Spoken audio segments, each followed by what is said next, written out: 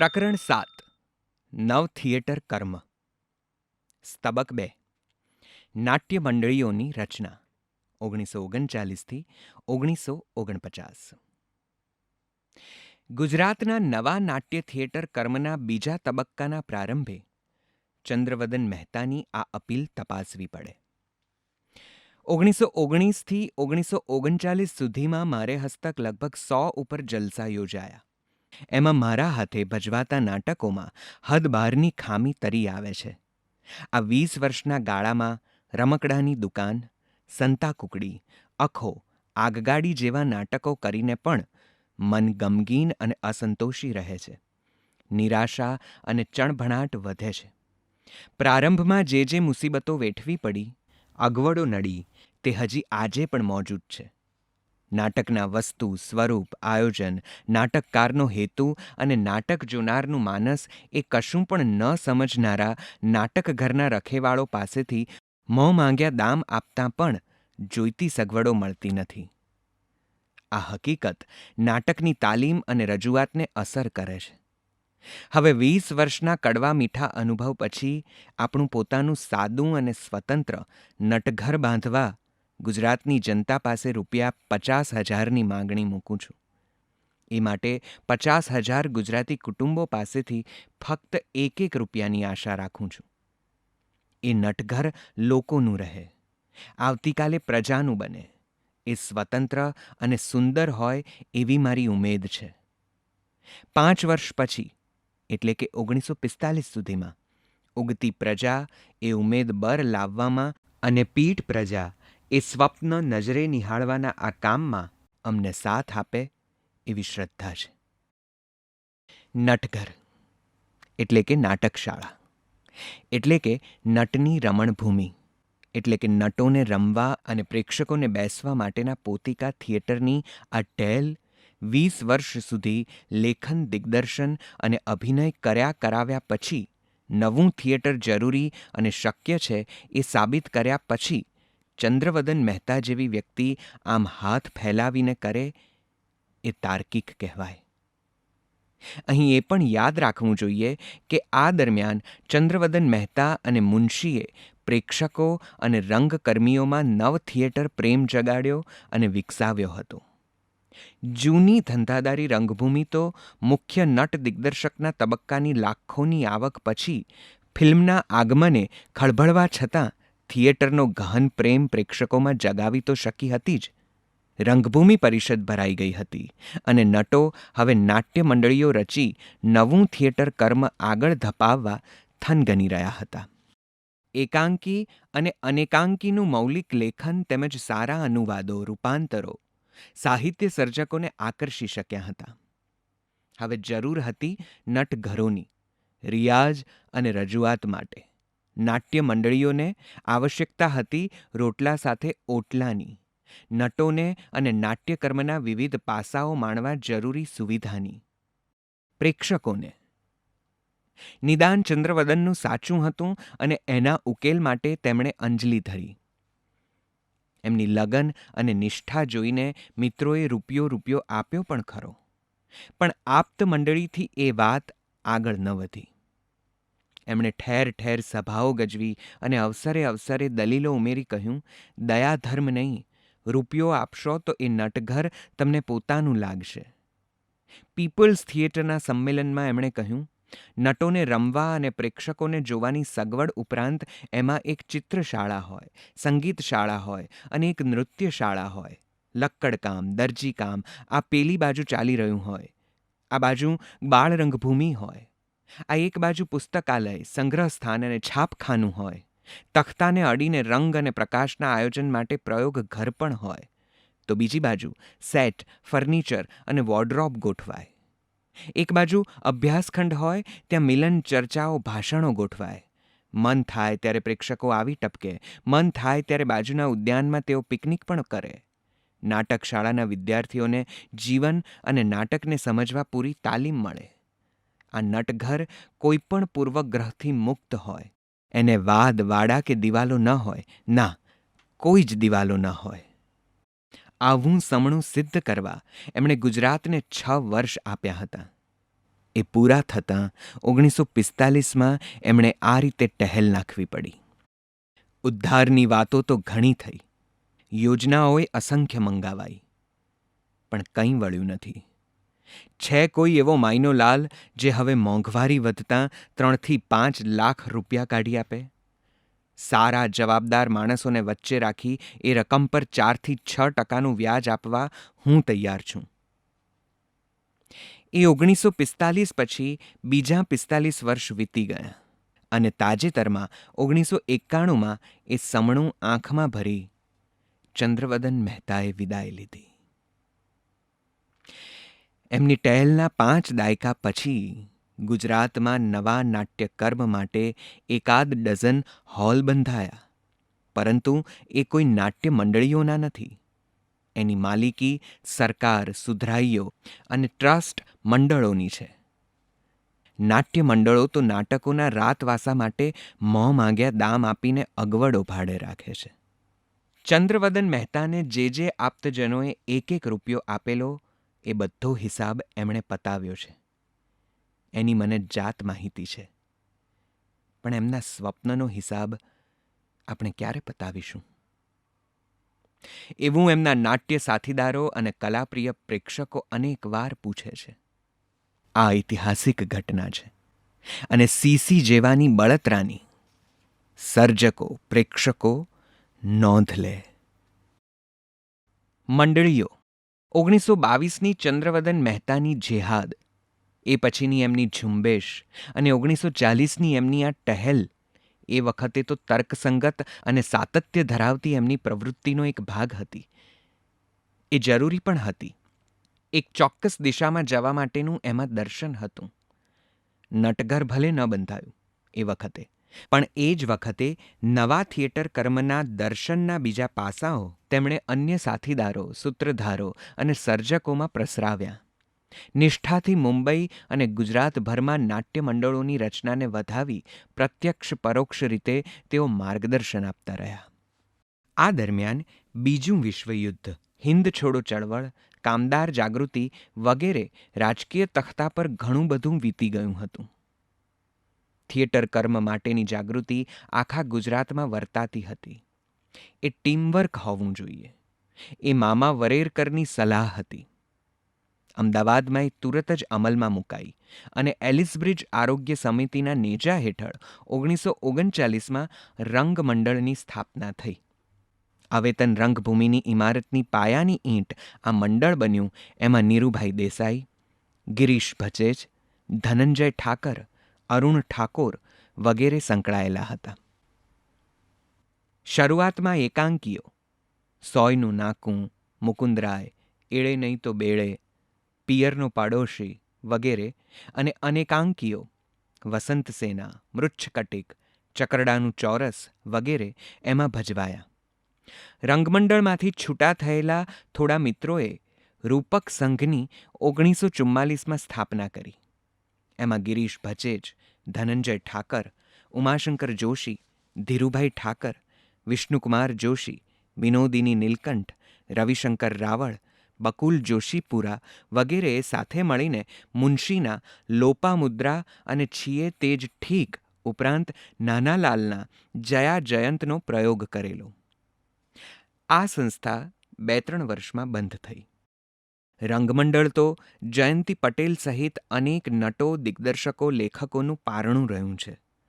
એનું મહત્વનું પ્રદાન તે ડ્રોઈંગ રૂમ થિયેટર. પ્રેક્ષકો વાર્ષિક સભ્ય બને અને સંસ્થાના 12 નાટ્ય પ્રયોગો નિયમિતપણે નિહાળે. ટ્રસ્ટ દ્વારા ચાલતી આ નાટ્ય સંસ્થાએ એ પછી તો નાનું કામચલાઉ થિયેટર બાંધ્યું હતું. આજે ત્યાં સ્વર્ગીય જયંતી દલાલના નામ સાથે સંકળાયેલ નાટ્ય તાલીમ વર્ગો ચાલે છે. ધનંજય ઠાકરે 1930માં મુનશીનું કાકાની શશી અને 1933થી 47ની વચ્ચે મુનશીના પુત્ર સમોવડી, ધ્રુવ સ્વામીની દેવી અને બ્રહ્મચર્યાશ્રમ, ચંદ્રવદન મહેતાનું આગગાડી અને એક રૂપાંતરિત સંભાવિત સુંદરલાલ જેવા નાટકોનું દિગ્દર્શન કર્યું. અરુણ ઠાકોરે શરતના ઘોડા, હોળીનું નાળિયેર જેવા એકાંકીઓ અને કાળ ભૈરવ વગેરે નૃત્ય નાટિકાઓ ભજવી. ઇપ્ટા આ આખી પ્રવૃત્તિમાં જે કલાદ્રષ્ટિ હતી એ નવનાટ્ય કર્મ માટે જેટલી જરૂરી હતી એટલી જ, બલકે એથી વધારે એમાં પ્રયોજન અને દિશા જરૂરી હતા.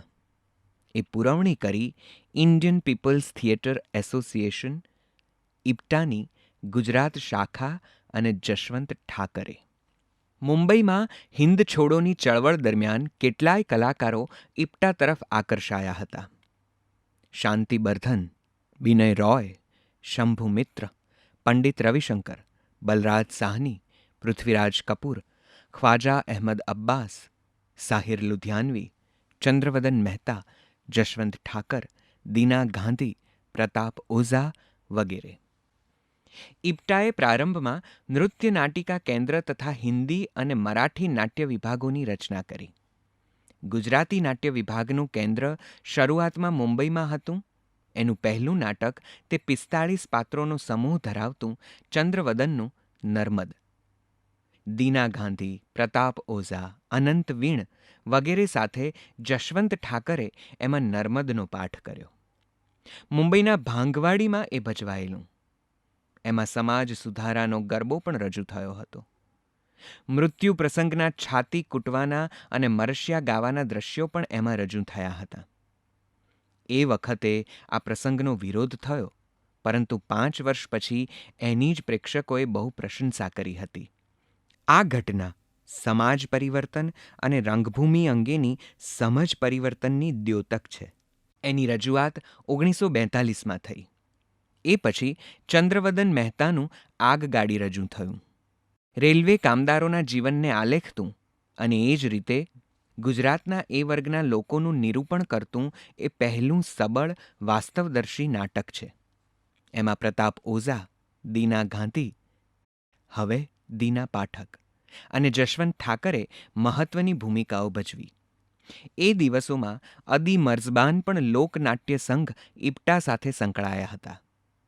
ઇપ્ટાએ એ પછી ચેક લેખક કેરેલ કાપેકના નાટકનું રૂપાંતર માં, જશવંત ઠાકરનું અષ્ટી ચિમુર અને ગુણવંતરાય આચાર્યનું અલ્લા બેલી રજૂ કર્યા. આ નટમંડળીમાં ઉમેરાયા બલરાજ સાહની, વનલતા મહેતા, ચાંપશીભાઈ નાગડા વગેરે. 6 માસના રિહર્સલોમાં દ્વારકાના વાઘેરોના રીત રિવાજો, ટેવો, ભાષા, પહેરવેશ અને જવામર્દીના દર્શન માટે એ વિસ્તારની મુલાકાતો લીધી. 2-4 વાઘેરોને મુંબઈ પણ બોલાવ્યા હતા. અંગ્રેજો અને ગાયકવાડી હકુમત સામેની બગાવતનું ગુણવંતરાય આચાર્યનું એ ખૂબ નોંધપાત્ર નાટક છે. એ પછી જશવંત ઠાકર મૃચ્છકટિક અને ચંદ્રવદન મહેતાનું આણંદે રજૂ કરી મુંબઈના ગુજરાતી નાટ્ય વિભાગનું સંચાલન દીના ગાંધી, પ્રતાપ ઓઝા, લાલુ શાહ વગેરેને સોંપી અમદાવાદમાં લોકનાટ્ય સંઘની સ્થાપના કરવા ઉપડ્યા. ગુજરાત લોકનાટ્ય સંઘ અને જશવંત ઠાકરને સૌ પહેલાં તો તત્કાલીન રાજદ્વારી મહાનુભાવો સાથે ટક્કર ઝીલવી પડી. આર્થિક ભીંસ પણ હતી. એક મિત્રની મદદથી સીતા નાટક રજૂ કરવાનું તેમણે આયોજન કર્યું. એની વેશભૂષા, વિગ વગેરે પૃથ્વીરાજ કપૂરે આપેલા, તો પ્રકાશ આયોજનમાં વી શાંતારામે સહાય કરેલી. 1944નો આ ગાળો હતો. તત્કાલીન દુષ્કાળની પરિસ્થિતિથી પ્રેક્ષકોને જાગ્રત રાખવા રામના દરબારમાં તેમણે 10 ભિખારીઓને પ્રવેશ અપાવ્યો. ખાવા આપો, ખાવા આપો. પ્રેક્ષકો આ આઘાતમાંથી બહાર નીકળ્યા ત્યારે તેમને ખબર પડી કે રસ્તા પરના 10 ભૂખ્યાઓને જશવંત ઠાકરે પ્રવેશ અપાવેલો. જો કે જયશંકર સુંદરીએ આ પદ્ધતિની ટીકા કરી હતી. બીજો પણ એક રસપ્રદ પ્રસંગ બનેલો. સીતાની ભૂમિકા પ્રભાબેન પાઠક કરે અને એમના પતિ અરવિંદભાઈ દિયર ભરતની ભૂમિકા કરે. આ નટ દંપતી ખ્યાતનામ સાહિત્યકાર રામનારાયણ વી પાઠકના કુટુંબીજનો છે. એમની જ્ઞાતિમાં એ વખતે એવો વિરોધ વંટોળ ઉઠેલો કે નાટક હોવા છતાંય પતિ થઈને અરવિંદ પાઠક પત્નીને સીતા બનેલા પ્રભાબહેનને પગે કેમ પડી શકે? જો કે આ દંપતીએ ત્યારે અને પછી પણ રંગભૂમિમાં ખૂબ સક્રિય ફાળો આપ્યો. એ પછી આવ્યું ઇબ્સન કૃત બાબુભાઈ વૈદ્ય અનુદિત હંસી અને પ્રાણજીવન પાઠક અનુદિત ઢીંગલી ઘર. દીના ગાંધીએ એ બંનેમાં મુખ્ય ભૂમિકા ભજવી. આ નાટકોમાં નવી વાત, નવતર અભિનય, પ્રકાશ અને ધ્વનિની નવી ટેકનિક હતા અને પરિણામે અવેતન રંગભૂમિ માટે નવું વાતાવરણ સર્જતા હતા. એ પછી જશવંત ઠાકરે શેક્સપિયર, ગોર્કી, શરદચંદ્ર, જે.બી. પ્રિસ્ટલી વગેરેના વિશ્વવિખ્યાત નાટકો ભજવ્યા. 1947માં અખિલ હિન્દ લોકનાટ્ય પરિષદ અમદાવાદમાં મળી. એમાં જેઓ એ પછીના 3 દાયકા સુધી દેશભરમાં ફિલ્મ અને નાટ્ય ક્ષેત્રે હલચલ મચાવવાના હતા એવા 1,500 મહાનુભાવોએ ભાગ લીધો. એના મેનિફેસ્ટોમાં ક્રાંતિકારી થિયેટર, લોકનાટ્ય અને ભૂમિજાત નાટ્ય કલામાંથી પ્રગટે એ રસિકલાલ પરીખની દરખાસ્તને સર્વાનુમતે આમેજ કરવામાં આવી. આ રીતે વૈચારિક આંદોલન સર્જવામાં ઇપ્ટા ગુજરાતમાં સૌથી આગળ નીકળ્યું. એ દિવસોમાં રંગમંડળનું નેપથ્ય, ત્રૈમાસિક, આઈએનટીનું એકાંકી, દ્વિમાસિક વગેરે બહાર પડતા હતા. જશવંત ઠાકરે 1948ના જાન્યુઆરીમાં નાટક નામના પાક્ષિકનું પ્રકાશન શરૂ કર્યું. સતત 3 વર્ષ સુધીના એના અંકોમાં અભિનય, કલા, શિક્ષણ વગેરે વિશેના લેખો અને 14 નવાં ત્રિઅંકી નાટકો પ્રસિદ્ધ થયા. નાટ્ય ક્ષેત્રે કલાકસબીઓની નવી પેઢી તૈયાર થવા માંડી. લોકનાટ્ય સંઘનું છેલ્લું નાટક, સ્પેનિશ લેખક ગાર્સિયા લોર્કાના નાટકનો અનુવાદ મોચીની વહુમાં જાણીતા રાજકીય આગેવાન દિનકર મહેતાના પત્ની નલિની મહેતાએ અભિનય કર્યો હતો. અમદાવાદના ભારત ભુવન થિયેટરમાં પૃથ્વીરાજ કપૂરના અધ્યક્ષ સ્થાને એનો પ્રથમ શો થયેલો. એક રાજકીય પક્ષની દોરવણી હેઠળ મોચી સમાજે સંઘની સામે બદનક્ષીનો કેસ દાખલ કર્યો. મુખ્ય નટ રમણ પટેલને ધમકી પણ મળી. જશવંત ઠાકરે ન્યાયાધીશને સૂચન કર્યું કે તમે નાટક ભજવાતું જુઓ અને પછી ચુકાદો આપો. અમદાવાદના આતુર નાટ્યપ્રેમીઓએ જૂનો પ્રેમાભાઈ હોલ ખીચોખીચ ભરી દીધો. ન્યાયાધીશ સમક્ષ 5 વખત આ નાટક ભજવાયું. ટૂંકમાં લોકોએ જોયું અને અદાલતે બતાવ્યું. નાટ્ય મંડળી વિરુદ્ધનો ચુકાદો કાગળ પર જ રહ્યો. એ પછી ગુજરાત વિદ્યાસભાના આશ્રયે નાટ્ય વિદ્યા મંદિરમાં જશવંત ઠાકર જોડાયા અને લોકનાટ્ય સંઘ છોડી પોતાની સંસ્થા ભરતનાટ્ય પીઠની સ્થાપના કરી. એ વિશે આપણે વિગતે આગળ જોઈશું. જવનિકા, અમદાવાદ. 1946માં નેશનલ થિયેટર્સ રાષ્ટ્રીય નાટ્ય સંઘની સ્થાપના થઈ. એમાં શશિકાંત નાણાવટી, હરકાંત શાહ, ગોવિંદભાઈ પટેલ અને નટવર મેંદાવાળાએ દેવદાસી અને આણલદે જેવા નાટકો રજૂ કર્યા. 1949માં પ્રોફેસર એસ.આર. ભટ્ટ, બાબુ રાજા, પી. ખરસાણી વગેરેના સથવારે જવનિકા નાટ્ય સંસ્થા શરૂ થઈ. એનું પ્રથમ નાટક તે બર્નાર્ડ શોના નાટકનું રૂપાંતર શૈતાનનો સાથી. જવનિકાનું બીજું શતપ્રયોગી નિર્માણ તે પન્નાલાલ પટેલની નવલકથા મળેલા જીવનું શશિકાંત નાણાવટીનું નાટ્ય રૂપાંતર. એના 137 પ્રયોગો એ જમાનામાં થયા. ખુલ્લી જગ્યામાં ત્રિપરિમાણીય મેળો યોજીને દિગ્દર્શકે પ્રેક્ષકોને રોમાંચ આપ્યો હતો. મળેલા જીવ એ પછી પણ 2 વખત ભજવાયું હતું. શશિકાંત નાણાવટીએ ત્યારબાદ ચુનીલાલ વર્ધમાન શાહની લોકપ્રિય નવલકથા રૂપમતીનું નાટ્યાંતર કર્યું. ચિત્રકાર પ્રેમ રાવળે આ નાટક માટે ગુજરાતી રંગભૂમિ ઉપર પહેલીવાર 2 માળના સેટની રચના કરી. દામિની મહેતાએ એમાં રૂપમતીની ભૂમિકા ભજવી. હરકાંત શાહે મળેલા જીવ અને રૂપમતી બંનેમાં પહેલી વખત પ્લેબેક, અને તે પણ રેકોર્ડેડ, ની પ્રથા અપનાવી.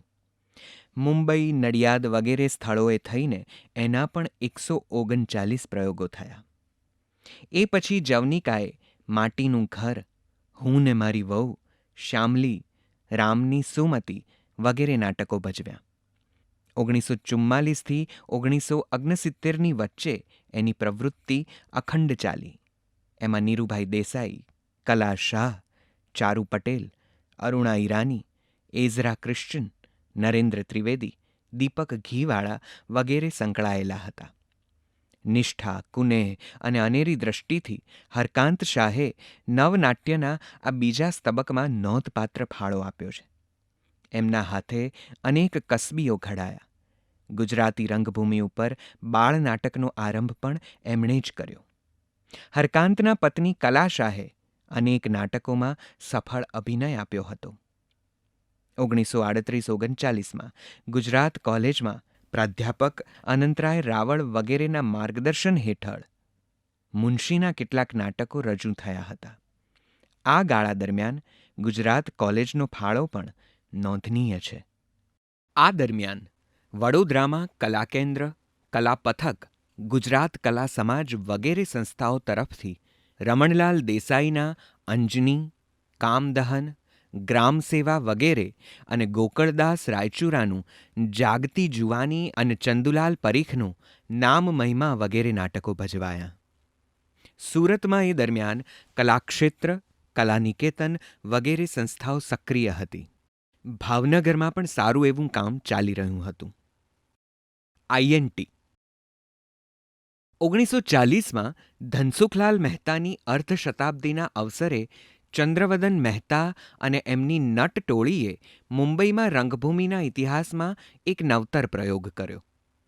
નવલરામનું ભટ્ટનું ભોપાળું, રમણભાઈ નીલકંઠનું નવાબની મુલાકાત, જ્યોતિન્દ્ર દવેનું અશોક પારસી હતો, ચંદ્રવદન મહેતાનું નર્મદ એ સૌનું ઊંધિયું કરીને રંગલીલા નામે રેવ્યુ રજૂ કર્યું.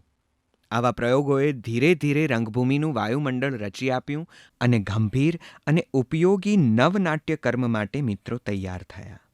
મનસુખ જોશી, ગૌતમ જોશી, નારણ મિસ્ત્રી, ચંદ્રવદન ભટ્ટ વગેરેના સથવારે દામુભાઈ ઝવેરીના મહામંત્રી પદે ઇન્ડિયન નેશનલ થિયેટર આઈએનટીની 1944માં સ્થાપના થઈ. એમાં ડૉક્ટર ડી.જી. વ્યાસ મહત્વના માર્ગદર્શક હતા. શરૂઆતની નૃત્ય નાટિકાઓ પછી એણે એક મરાઠી નાટક પણ રજૂ કર્યું. 1947માં જવાહરલાલ નહેરુના ડિસ્કવરી ઓફ ઇન્ડિયાના આધારે શાંતિબર્ધને એશિયન રિલેશન્સ કોન્ફરન્સ માટે નૃત્ય નાટિકા રજૂ કરી. નહેરુને પણ એ ખૂબ ગમી હતી.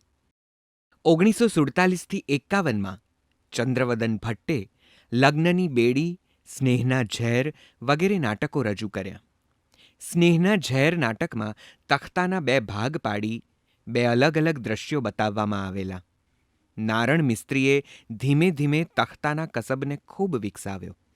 નવ થિયેટર કર્મને ગૌરવ આપ્યું. વનલતા મહેતા, મધુકર રાંદેરિયા, નિહારિકા દિવેટિયા વગેરેએ એમાં અભિનય કર્યો હતો.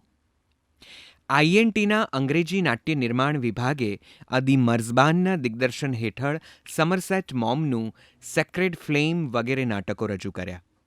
આઈએનટીના અગ્રણીઓ તખ્તા પ્રત્યે શૈક્ષણિક અભિગમ ધરાવતા હતા. એના નેજા હેઠળ નિયમિત પુસ્તકાલય, બાળરંગભૂમિ અને વિવિધ પ્રકારની સ્ટેજ સર્વિસ ચાલતી હતી. ભારતીય વિદ્યાભવનના કલા કેન્દ્રે બળવંતની ડેલી, અનંતને આરે, પૃથ્વી વલ્લભ વગેરે નાટકો રજૂ કર્યા હતા. અદી મર્ઝબાન 17/4/1914 26/2/1987.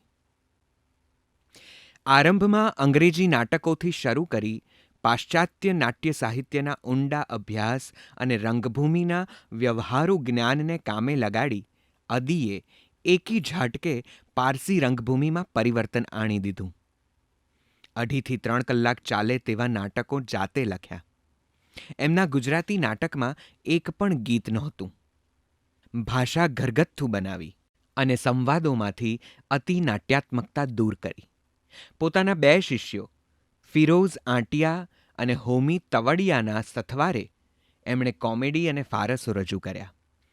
કાતરિયું ગેપ, છુપો રુસ્તમ, ધસ્યો ફસ્યો ખસ્યો, પિરોઝા ભવન, શિરીનબાઈનું શાંતિ નિકેતન વગેરે. ગંભીર કૃતિઓમાં પૃથ્વી વલ્લભ નોંધપાત્ર છે. એક સમર્થ થિયેટર મેન અને બ્રોડકાસ્ટર તરીકે આબરૂ જમાવનાર અદી મૂળે તો પત્રકાર હતા. મિલનસાર અને રમૂજી, કર્તવ્યપારાયણ, આલા દરજ્જાના એ આદમીએ હસતા ફિલસૂફ તરીકે ગુજરાતને પેટ પકડીને હસાવ્યું છે. ચંદ્રવદન ભટ્ટે ફિલ્મ જગતના અનુભવને લીધે આકર્ષક સેટ અને ગતિશીલ સંરચના તખ્તા પર અવતાર્યા. છીએ તેજ ઠીક, પાંજરાપોળ, પારકી જણી, ફેરફુદરડી, સ્નેહના ઝેર વગેરે એમના દિગ્દર્શિત લોકપ્રિય નાટકો છે. આઈએનટી ઉપરાંત સાહિત્ય સંસદ અને નાટ્ય ભારતી સંસ્થાઓ સાથે એ સંકળાયેલા હતા. પ્રતાપ ઓઝા, જન્મ 1920.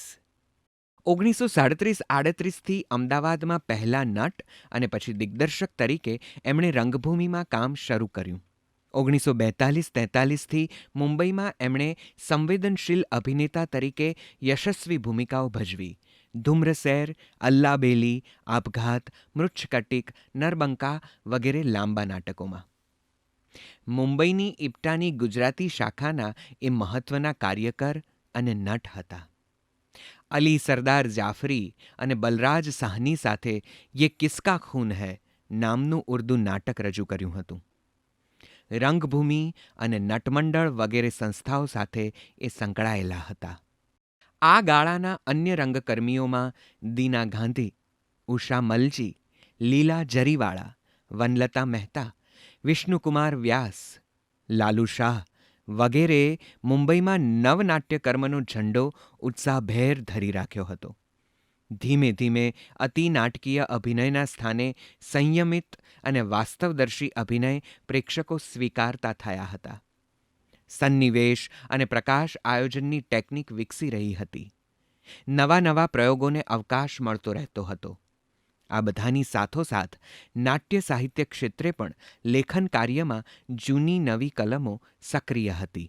ચંદ્રવદન મહેતાએ આ દરમિયાન કર્તવ્ય પાલન અને કર્તવ્ય જડતા વચ્ચે રામના સંયત ભાવના વિરોધની સામે સીતાના હૃદયસ્પર્શી વિષાદને આલેખતું સીતા 1943, 1940માં નાખેલી નટઘરની ટહેલના પોતાના સમણાને સાકાર કરતું અને નાટકમાં નાટક રજૂ કરતું ધરા ગુર્જરી 1944, રમતિયાળ બંડખોરીના બેવડા આવિષ્કારનું હળવું નાટક શિખરીણી 1946, સાંસારિક વિષમતા અને લગ્ન વિચ્છેદનું આત્મકથનાત્મક લાગે તેવું પાંજરાપોળ 1947 વગેરે અનેક નાટક લખ્યા. તેમાંના મોટા ભાગના ભજવાયા હતા. આ જ ગાળા દરમિયાન એમણે અસંખ્ય રેડિયો નાટકો લખ્યા અને આ માટે અનેક નટ લેખકોને માર્ગદર્શન આપ્યું. નાટ્ય લેખનમાં એમની દ્રષ્ટિ સ્થળ અને કાળના વિશાળ પટને ફરી વળતી. અભિનયને પોષક બને તો પણ વિવેચકોને અનેક સ્થળે શિથિલતા અને પ્રમાણનો અભાવ એમાં દેખાયા છે. મેના પોપટ અથવા હાથી ઘોડા એમના નોંધપાત્ર પ્રહસનો છે. 1938થી 1943 વચ્ચે ઇન્દુલાલ યાજ્ઞિકે તત્કાલીન સમાજ વ્યવસ્થા અને રાષ્ટ્રીય જુવાળની ભાવના રજૂ કરતાં મહત્વના નાટકો આપ્યા. સુરત જિલ્લાના દુબળા, રાની પરજ, ઢોંડિયા જાતિના શોષણ સામેનું નાટક શોભારામની સરદારી 1938, રણસંગ્રામ 1938, જાગ્રત સ્ત્રીત્વનું નાટક વરઘોડો 1943, સ્વાતંત્ર્ય પછી દલિતો અને ગરીબોના પ્રશ્નો રજૂ કરતું નાટક અક્કલના દુશ્મન તેમણે 1954માં લખેલું. આ નાટકો સામાન્ય રીતે નાટ્ય સાહિત્યના ઇતિહાસમાં ઉવે ખાતા રહ્યા છે અને તખ્તા પર પણ રજૂ થયા નથી. વિચાર પ્રેરક વિષય સામગ્રી, પ્રચ્છન્ન સંઘર્ષ, જીવંત માવજત વગેરેથી એમની નાટ્ય રચનાઓ જુદી તરી આવે છે. જાગ્રત ઉદ્દામ માનસ નિરૂપતું એમનું અંતિમ નાટક હતું ભોળા શેઠનું ભૂદાન 1954. નવનાટ્ય કર્મના આ બીજા તબક્કામાં આ નાટકોની નોંધ પણ કરવી જોઈએ. ગજેન્દ્ર લા પંડ્યાનું છેલ્લો પાવાપતિ 1935, પ્રહલાદ દિવાનજીનું વૈશાલીની વનિતા 1938, કેશવ હર્ષદનું રાજનંદિની 1943 વગેરે. માત્ર એક જ નાટક હોવા છતાં નોંધપાત્ર પ્રદાન તરીકે નોંધવું જોઈએ તે ગુણવંતરાય આચાર્યનું અલ્લાબેલી 1946. એની સફળતાનો મોટો યશ જશવંત ઠાકરે કરેલી એની રજૂઆતને મળે. વાર્તાકાર એકાંકીકાર તરીકે ખ્યાતનામ બનેલ ચુનીલાલ મડિયાએ લગ્ન વિષયક વિકૃતિઓને અતિશયોક્તિ આશ્રિત લક્ષ્યવેધક ફારસ આપ્યું હું ને મારી વહુ 1949 અને રાજકીય પરિસ્થિતિ પરનો કટાક્ષ રામલો રોબિનહૂડ 1962. આ જ ગાળા દરમિયાન ધનસુખલાલ મહેતાએ કેટલાંક મહત્વના રૂપાંતરો આપ્યા અને અન્યો સાથે સહનાટ્ય લેખન પણ કર્યું. આત્મસંસ્મરણને આધારે દસ્તાવેજી સામગ્રી રજૂ કરતું એમનું સ્વતંત્ર સર્જન તે સરી જતું સુરત 1942.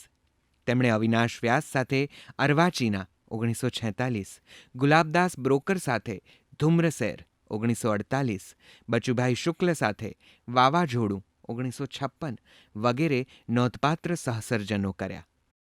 ધનસુખલાલ મહેતાના બે મહત્વના રૂપાંતરિત નાટકો તે સ્નેહના ઝેર 1950 અને મનુની માસી 1951 ભારે ઉહાપોહ જગાવનાર પણ ગુજરાતની નવી રંગભૂમિનું પ્રથમ શતપ્રયોગી નાટક રંગીલો રાજા 1955 તેમણે અંગ્રેજી પરથી રૂપાંતરિત કર્યું હતું.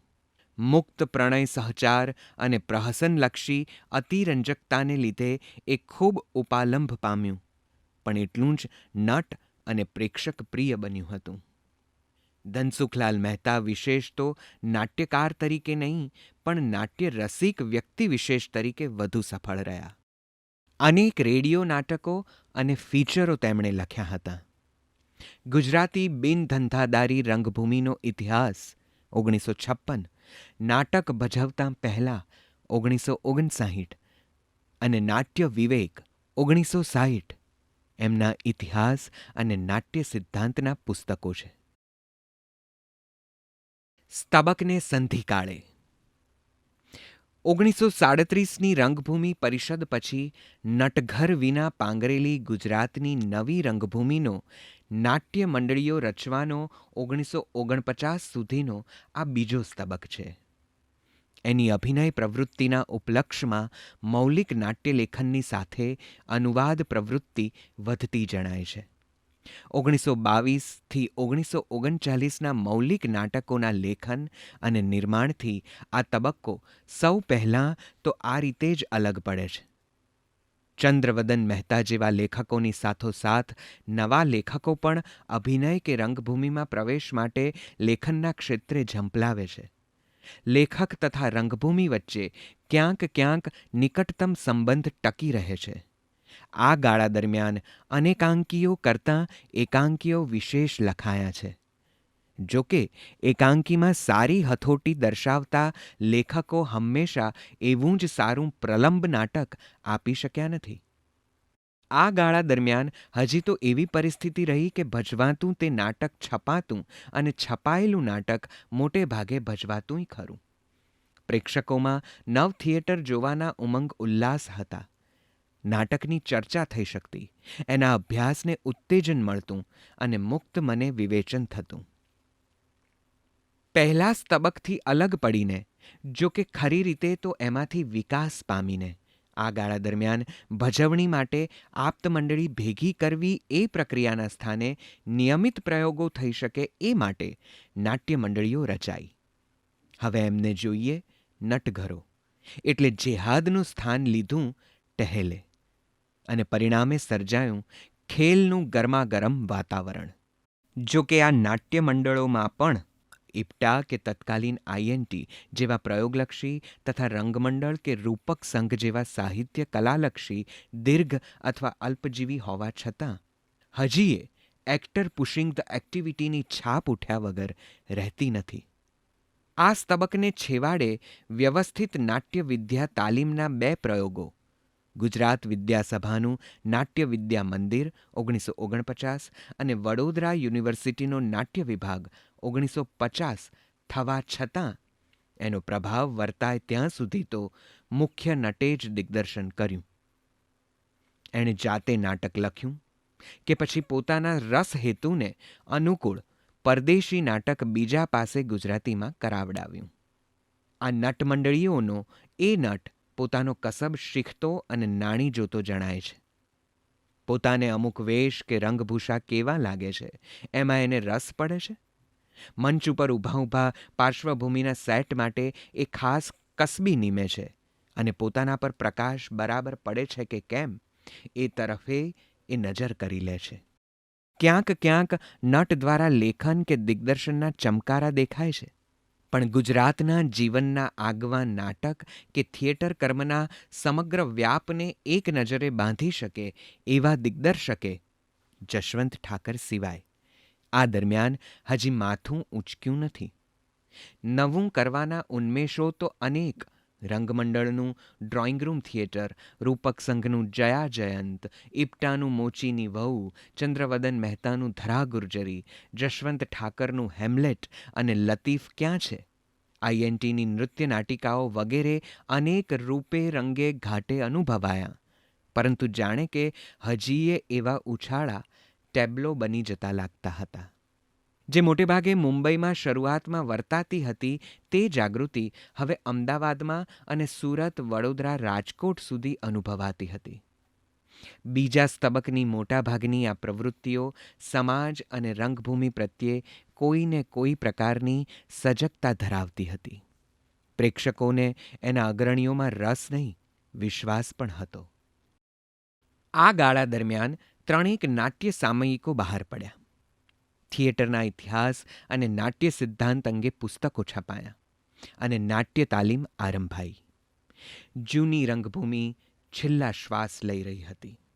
એ 1950ના આ અરસામાં શૂન્યાવકાશ પૂરવાની જાગૃતિ નવીમાં હતી, ભલે એટલી સજતા નહોતી. પ્રેક્ષકોને સંડોવવાનો પ્રયત્ન હતો, પણ હજી એ પ્રેક્ષક વર્ગ પૂરેપૂરો ઘડાયો નહોતો. સમગ્ર વાતાવરણમાં એક ઉમંગની લહેરખી હતી. કદાચ આઝાદી પછીના વર્ષોના અલ્પજીવી સંતોષને કારણે એવું હોય. ટૂંકમાં એકલવીર નટે આપ્ત મંડળીથી આગળ વધી આ સ્તબકમાં નટ મંડળી રચી.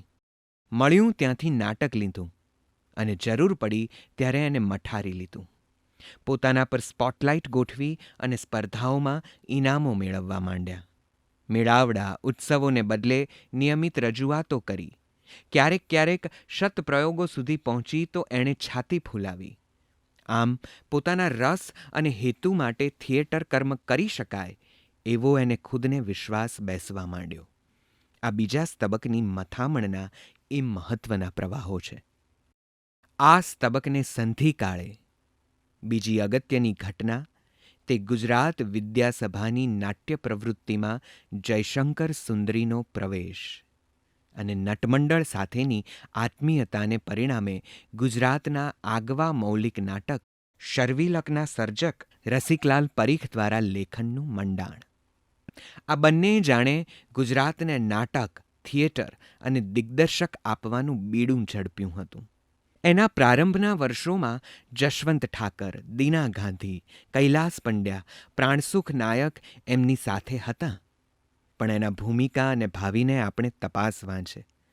અને તે એ રીતે કે આટલી નિષ્ઠા અને તાલીમની શિસ્ત પછી એ કેમ શું બન્યું અને કેમ શું ન બન્યું.